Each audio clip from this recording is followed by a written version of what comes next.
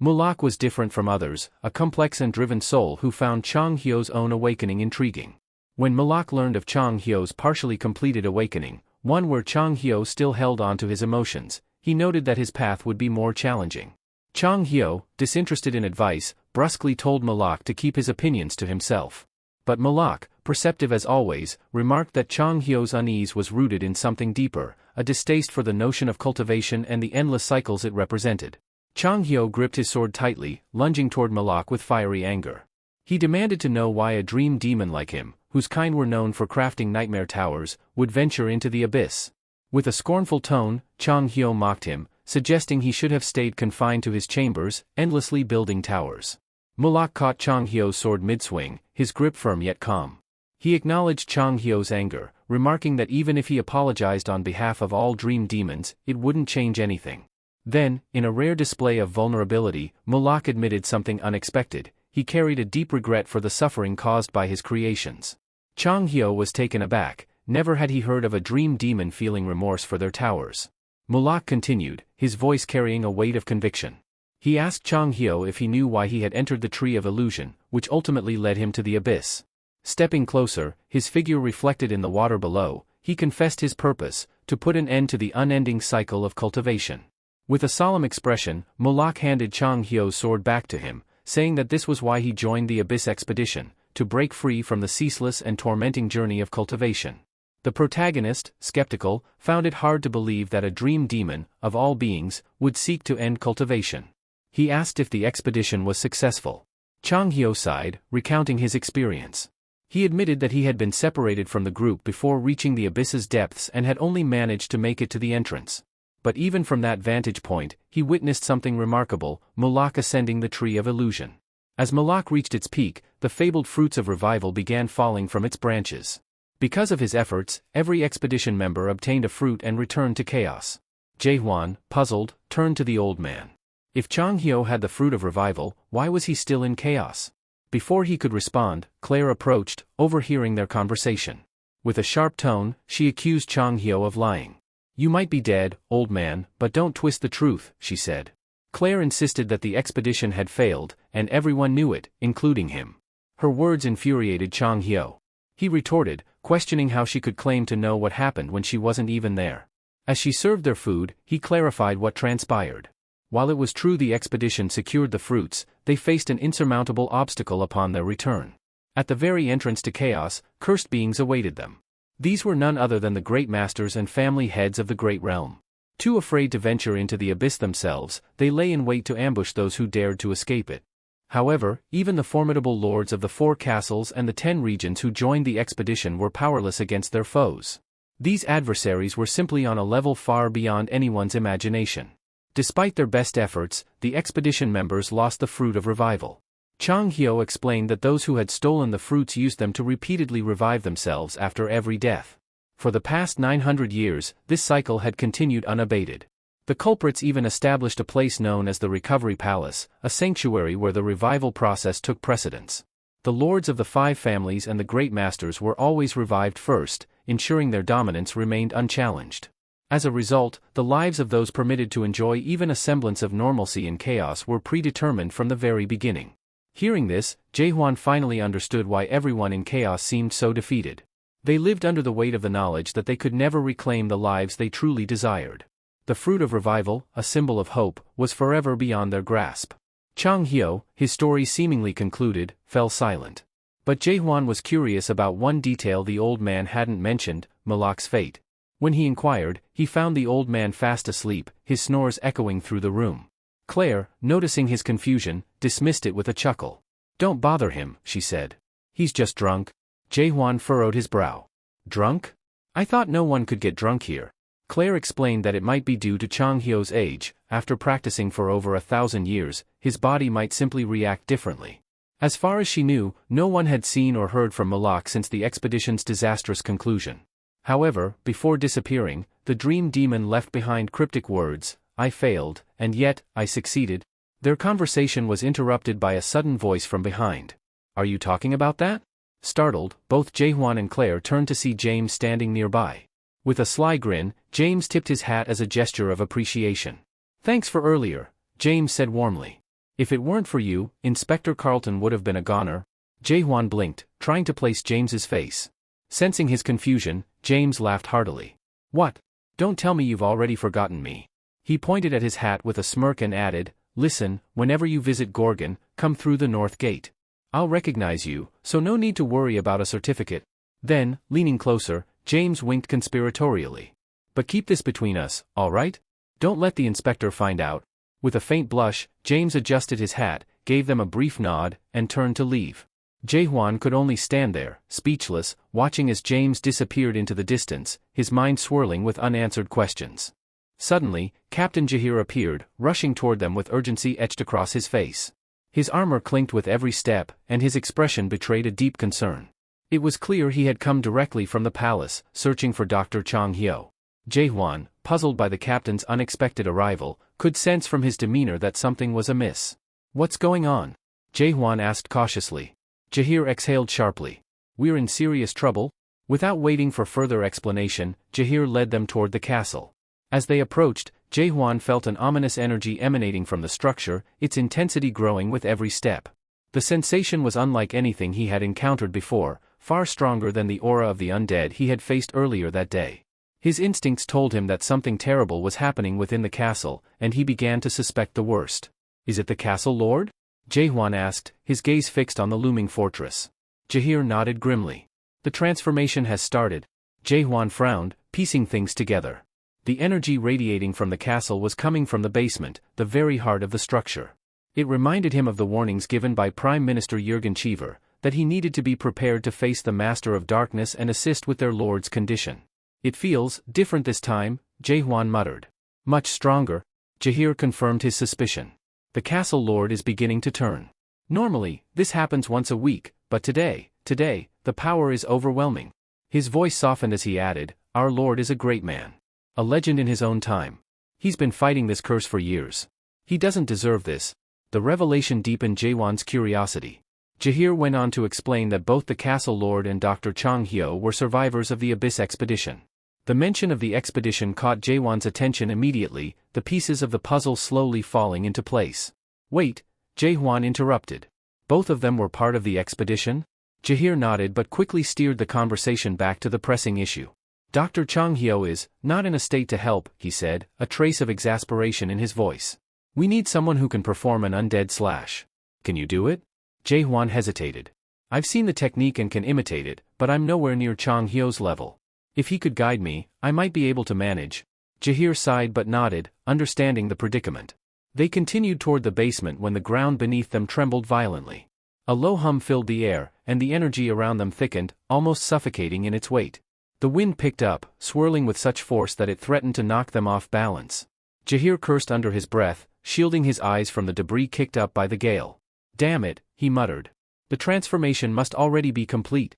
Jae-hwan braced himself against the wind, his eyes narrowing as he stared into the chaos ahead. What now? He asked, his voice steady despite the turmoil. Jahir didn't respond immediately. His jaw clenched as he gazed toward the entrance to the basement. We go forward, he finally said, determination burning in his eyes. As they reached the entrance to the basement, Jae-hwan and Jahir were startled to find two captains standing there, waiting for them. Jahir's eyes narrowed in disbelief. What are you two doing here? Aren't you supposed to be guarding the other castle? He demanded, his voice sharp with suspicion.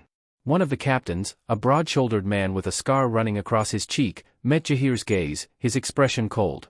His eyes shifted briefly to Jae-hwan, and a flicker of recognition crossed his face. So this is the one who supposedly knows how to perform the undead slash, he murmured to his comrade, unaware that Jae-hwan could hear every word. Jahir's patience wore thin. We're in a hurry.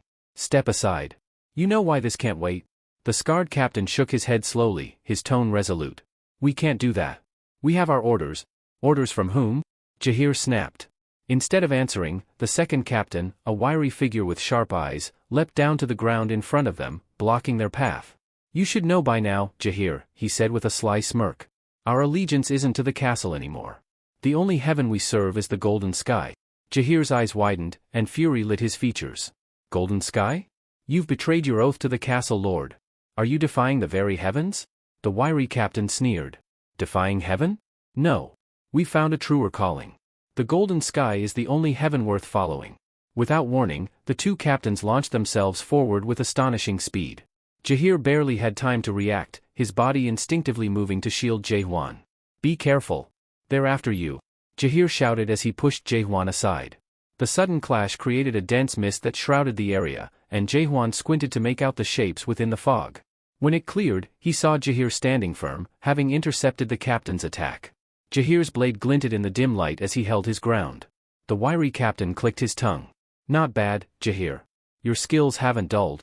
Jaheir's grip on his sword tightened. "I should have known the Golden Sky's corruption had spread even to the castles," he growled. "Do you have any idea who you're defying?" The scarred captain chuckled darkly. "We're not the same men you once knew, Jaheir. The Golden Sky has shown us a higher purpose. You, however, are still clinging to false hope." Jaheir took a step forward, his voice firm. "You've made a grave mistake. Renounce your allegiance now, and the castle lord may yet forgive you." "He values loyalty." The scarred captain let out a bitter laugh. "The castle lord? Are you referring to that thing you keep chained up in the basement?" He sneered, his voice dripping with disdain. "That's no lord.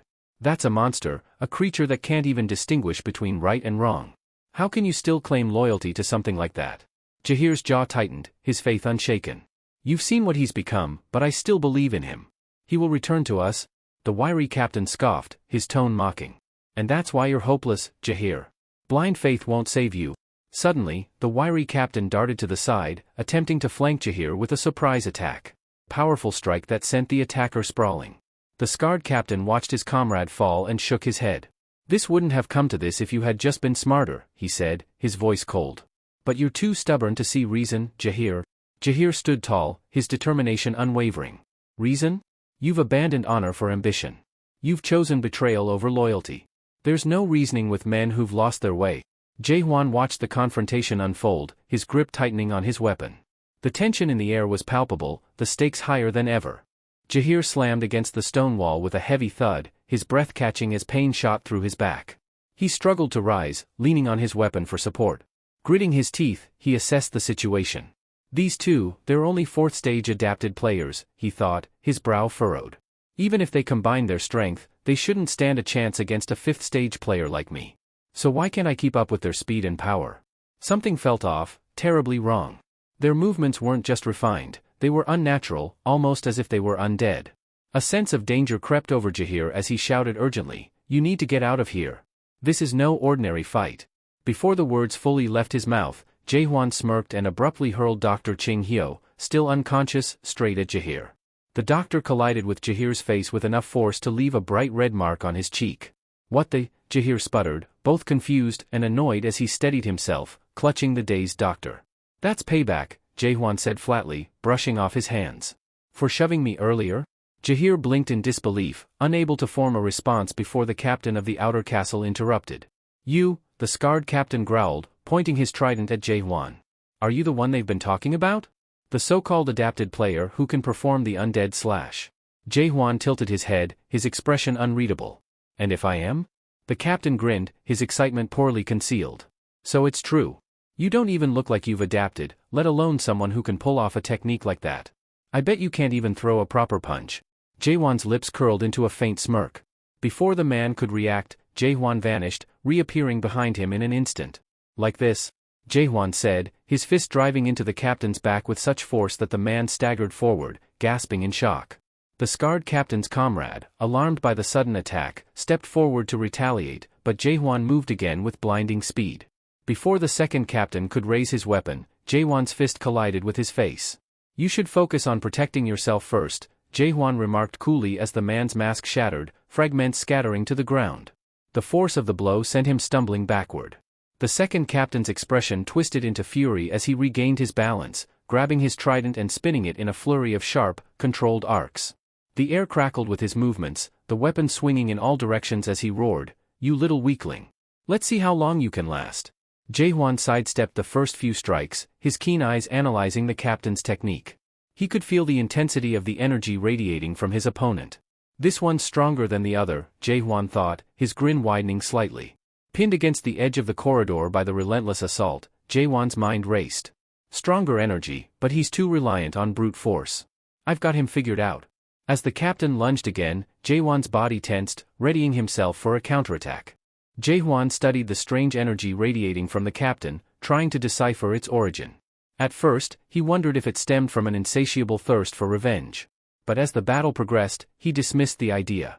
This wasn't vengeance, it was something else. The captain's frustration boiled over as he charged at Jae-hwan, his voice laced with anger. "Do you honestly think someone like you can save the castle lord?" Jae-hwan paused, taken aback as he identified the true nature of the energy. It wasn't anger or hate, it was fear. He smirked, finding the traitor's fear amusing. "Pathetic," he muttered under his breath. "So quick to tremble?" He raised his voice so the others could hear. "Let me make something clear," Jae-hwan said, gesturing toward the unconscious Dr. Ching-hyo lying a short distance away. "I don't save lives. That's the doctor's job. But when it comes to taking lives..." Before finishing his sentence, Jae-hwan planted his foot firmly on the trident and leaped high into the air, the sword in his grip gleaming in the dim light. His sudden burst of movement startled both Jaeher and the captain, who could only watch in shock as Jae-hwan reached heights far beyond their expectations. "I have no problem with that." Meanwhile, in the castle's basement, the prime ministers and advisors huddled in tense discussion. The suffocating aura emanating from the castle lord's chamber had grown alarmingly intense, filling the air with dread. "Why is this happening?" Prime Minister Jurgen Cheever muttered anxiously. The undead transformation slowed down just this morning after Dr. Ching-hyo treated him. The energy had almost stabilized. One of the other advisors frowned. "It doesn't make sense. The undead slash was performed just yesterday. How could the transformation accelerate so suddenly?" Jurgen's mind drifted back to his conversation with Dr. Ching-hyo earlier that day. "Jae-hwan is not ready," the doctor had warned with a serious expression. "His undead slash is still an imitation, far from the level required for a case this advanced," the Prime Minister had argued, desperate for any solution. "But the castle lord's condition is unique. His transformation has been dragging on for months. Isn't that a good sign?" Dr. Ching-hyo had shaken his head. "It's his willpower. Most would have succumbed long ago, but his strength of mind has kept him from crossing that final line. Even so, without a fully mastered undead slash, we're only delaying the inevitable. Give me one more month. If Jae-hwan continues training, he might be strong enough to stabilize the process permanently." Jurgen's thoughts snapped back to the present, signaling yet another burst of chaotic energy from the castle lord. Jurgen Cheever clenched his teeth in frustration, his gaze darting toward the others in the room. He knew someone among them held the key to Jae-hwan's involvement, perhaps even his identity. The thought of betrayal gnawed at him, a memory resurfacing like a bitter wound. He cursed himself for overlooking the warning signs. That day had made it clear, a traitor lurked among their ranks. Jurgen recalled the moment the castle lord had approached him some time ago, revealing shocking information. "There are individuals capable of handling the spirit contamination," the lord had said, his voice steady yet laced with intrigue. Jurgen had been stunned by the revelation. "But those individuals? Are you saying they're not from the Nakmyeon clan?" The castle lord nodded. "Exactly. They are outsiders, yet they've demonstrated a resilience that even our own cannot match." Jurgen's surprise had quickly turned to concern. He had urged caution, suggesting they dispatch the captains or other lords to investigate. "My lord, anything involving spirit contamination is perilous. Surely there's no need for you to personally oversee this matter." But the castle lord had dismissed his protests with a firm resolve. "Jurgen, you must have more faith in me. I am the lord of this castle, and I have endured trials that would break lesser men. Have you forgotten? I survived the War of the Abyss expedition." The memory of the castle lord's unwavering determination still weighed heavily on Jurgen. The lord had reminded him of their shared history, of the battles fought and lost, especially the devastating defeat over the Fruit of Revival. Yet, despite everything, the lord's commitment to the safety of Gorgon and its people never wavered. "This is my duty," the lord had said firmly. "And I will fulfill it, no matter the cost." Not long after, the castle lord departed to investigate the outer castle. Jurgen had watched him go, his unease growing with each passing moment. Then, disaster struck.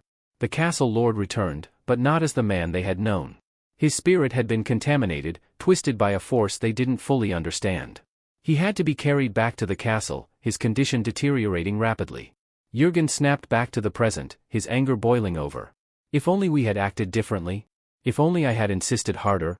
Now, as the castle trembled with the repercussions of their failures, Jurgen could feel the weight of his past choices pressing down on him. Time was slipping away, and the safety of the castle lord, and Gorgon itself, hung by a thread. Jurgen Cheever's thoughts churned as a singular, troubling name came to mind, Manhwa. He had been there the entire time, and now doubt crept into Jurgen's heart, casting suspicion over every action Manhwa had taken. Manhwa's commanding voice echoed through the chamber as he addressed his men. Brace yourselves. This is a critical moment, and hesitation will cost us dearly. Jurgen's unease deepened. Manhwa, this is too dangerous. We should wait for the doctor to return, he urged, his tone laced with both concern and desperation. But Manhwa's resolve was unshaken. If we wait any longer, Gorgon will fall. I will do what must be done. The Prime Minister froze, the weight of Manhwa's words sinking in. What are you planning? Are you saying you'll kill the castle lord? Manhwa's eyes burned with conviction. You know as well as I do that not even all of us together could defeat the castle lord in his current state. But if we wait, we'll lose more than him, we'll lose Gorgon itself. Jurgen's voice faltered as he pressed. Then what are you proposing? Manhwa's expression hardened. We will create an undead seal. The room fell silent, save for the distant hum of the corrupted aura emanating from the basement. Jurgen's heart sank. That's madness. You know as well as I do that the undead seal is a last resort, and we don't even have the stone of fallen souls to complete it. Do you? A grim smile tugged at Manhwa's lips. Don't play coy, Prime Minister. We both know the stone exists. Jurgen's blood ran cold. He opened his mouth to protest further, but the sound of approaching footsteps from the tunnel silenced him. The air grew tense as a figure emerged from the shadows. Manhwa's expression shifted to one of triumph. Ah, perfect timing. From the dim light of the tunnel, the captain of the Dark Soul unit appeared, carrying a chest. The sight left Jurgen speechless. His chest tightened as disbelief and betrayal coursed through him. You, Jurgen's voice cracked as he addressed the captain. You work for my office. How could you?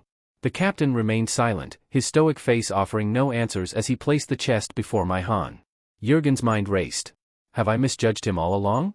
Has the Dark Soul unit betrayed me, too? Manhwa turned to his men, his voice cold and commanding. Prepare for the sealing ritual. Time is running out. Jurgen clenched his fists, his heart pounding with equal parts anger and despair. As much as he wanted to stop them, he couldn't deny the truth. Gorgon's survival might indeed depend on the very act he was so desperate to prevent. That's it for today. Thank you so much for watching. If you enjoyed the video, don't forget to hit that like button and subscribe for more. We'll see you in the next one.